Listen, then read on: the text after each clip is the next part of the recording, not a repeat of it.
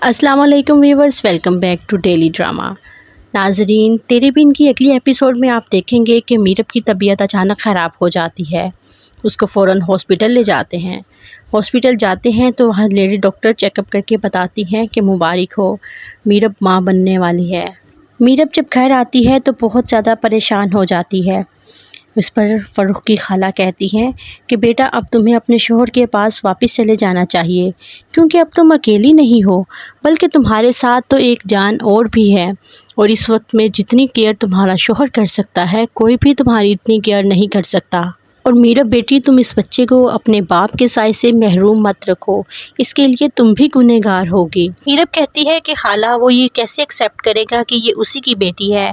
खाला कहती है कि वो तुम्हारा शोहर है, वो ज़रूर एक्सेप्ट करेगा। एक बार उसके पास जाकर तो देखो, अगर वो तुमसे सच्ची मोहब्बत करता हुआ तो ज़रूर इस बच्चे को एक्सेप्ट करेगा। लेकिन मीरब अभी मुर्तसिम के पास जाना नहीं चाहती और ना ही जाती है, और ये टाइम इसी तरह गुजरता रहता है। उसके बाद मीरब के यहाँ बच्ची की पैदाइश हो जाती है और खाला आ जाती है मुर्तसिम के पास। उसको बताती है कि तुम्हारी बीवी और बेटी मेरे पास है। मुर्तसिम हया के पास आता है और कहता है कि ये किसकी बच्ची है। हया कहती है कि ये तुम्हारी बच्ची है। उसको देखकर मुर्तसिम पागलों और दीवानों की तरह उसको चूमने लगता है, उसको गोद में उठा लेता है। मुर्तसिम को ऐसा महसूस होता है कि जैसे दुनिया यहाँ पर रुक सी गई हो, वक्त ठहर गया हो। वो बहुत खुश होता है और मीरब को कहता है कि चलो मेरे साथ हवेली चलो, तुम वहाँ रहोगी, मेरे साथ रहोगी, मेरे घर रहोगी। नाजरीन, ये बच्चा इसलिए पैदा होगा ताकि ये दोनों हमेशा एक रहें, और इस बच्चे की वजह से वो दोनों अब इकट्ठे रहें और मियाँ बीवी की तरह रहें।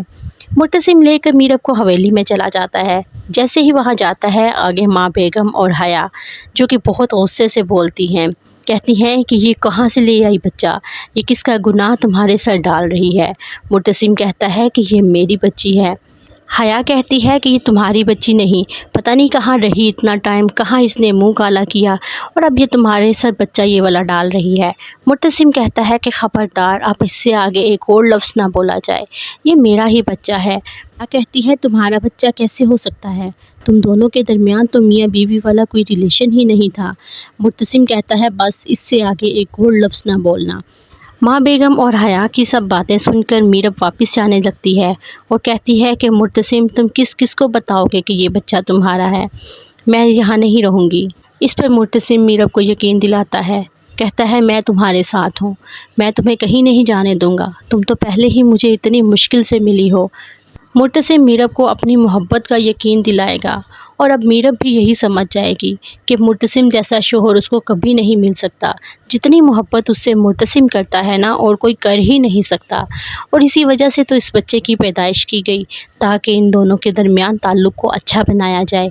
और मीरब को भी इस वजह से घर से बाहर निकाला गया, ताकि उसे दर बदर की ठोकरें खाने के बाद पता चले कि मुर्तसिम जैसा निगहबान उसके लिए और कोई नहीं, उसके जैसा हमदर्द और बेहतरीन साया और मीरब के पास कोई नहीं। अब मीरब को अपनी सारी अना और अकड़ ख़त्म करनी पड़ेगी, सिर्फ़ और सिर्फ मुर्तसिम की मोहब्बत की खातिर, क्योंकि अब वो भी तो मुर्तसिम से मोहब्बत करने लगी है ना।